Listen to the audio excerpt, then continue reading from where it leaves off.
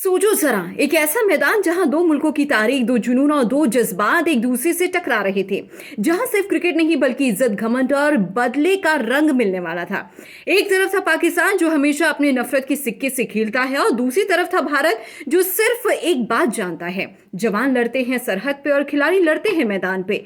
लेकिन इस बार जो हुआ मैदान में, वो सिर्फ एक जीत नहीं थी, वो एक बेइज्जती का महाउल्कांत था। एक ऐसी जलील करने वाली हार जिसका दाग पाकिस्तान अपनी 100 साल की हिस्ट्री में भी नहीं धो पाएगा।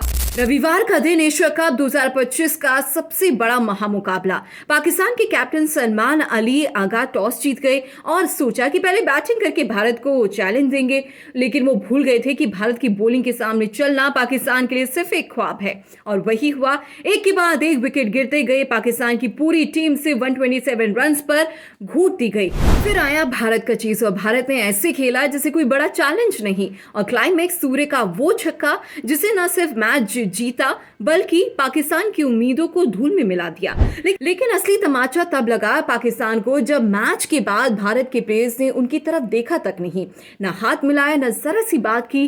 पाकिस्तान के खिलाड़ी ग्राउंड पर खड़े रह गए और भारत के प्लेयर्स सीधे ड्रेसिंग रूम में चले गए। ये था असली जवाब, एक देश के लिए जो सरहद पर खून बहाता है।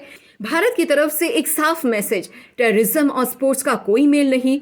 अब सोचो, पाकिस्तान के खिलाड़ी ग्राउंड पर खड़े थे, बेचारे इंतजार कर रहे थे कि भारत के प्लेयर्स आएंगे और हाथ मिलाएंगे, लेकिन भारत के हीरोज तो अपने ड्रेसिंग रूम में ही सीधा चले गए। पाकिस्तान के लिए एक नहीं तीन बेइज्जती थी।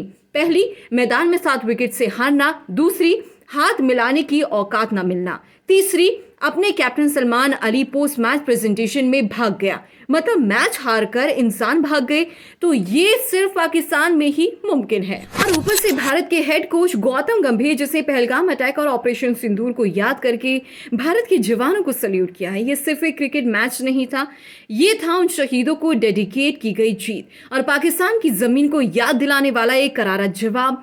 तुम जहां हम पर गोली चलाते हो, वहां हम मैदान में तुम्हें तोड़ देते हैं।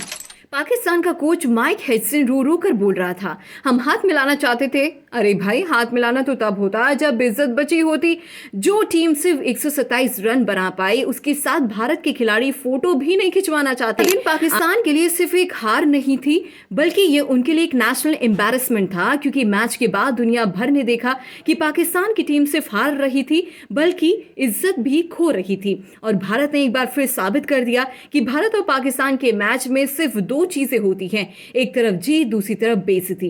पाकिस्तान के प्लेयर्स अभी सोच रहे होंगे, काश हमसे भारत के प्लेयर्स हाथ मिला लेते। लेकिन भारत का जवाब क्लियर था, टेरर के साथ कोई हैंडशेक नहीं। और यही है असली जीत, असली तमाचा, असली बेइज्जती। गिर गया पाकिस्तान नीचे से भी नीचे, और भारत खड़ा है सिर्फ जीत के साथ नहीं बल्कि एक गर्व के साथ।